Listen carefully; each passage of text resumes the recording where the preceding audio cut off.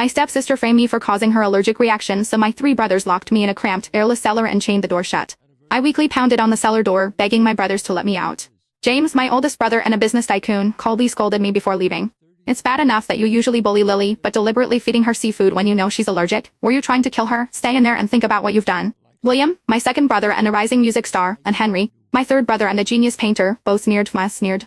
Someone as vicious as you is still making excuses and playing the victim? You can just stay in there and suffer the consequences.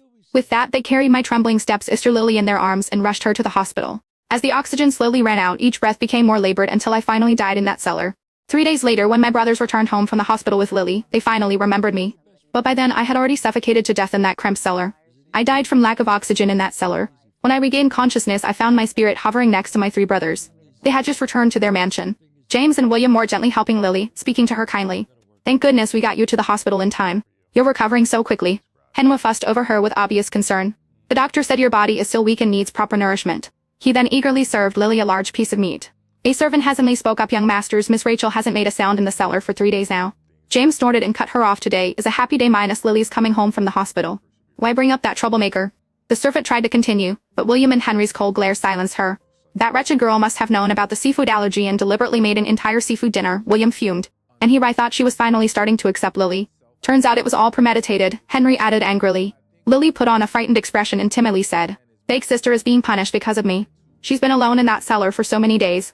What if she's angry when she comes out? James' expression hardened. Don't worry, Lily. We've been too lenient with her before. She's never faced real consequences. After this lesson, she won't dare bully you again. As he spoke, he instinctively pulled out his phone and refreshed our chat history. But our last messages were still from 3 days ago.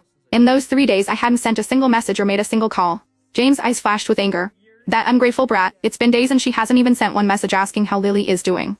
At that moment Lily deliberately grasped Jane's hand and said in a tearful voice, I just want a big sister to spend time with me. I never meant to steal anything from her. James quickly set down his phone and stroked Lily's head affectionately. Lily, you're so kind. Not like Hermione, she's nothing but an ungrateful wretch. William's eyes filled with cold disdain as he thought of me. That's right.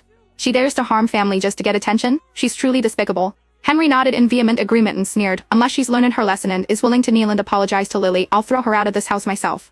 I stood nearby, listening to my brother's words and could only laugh bitterly at the absurdity. But my spirit's actions went completely unnoticed by the living.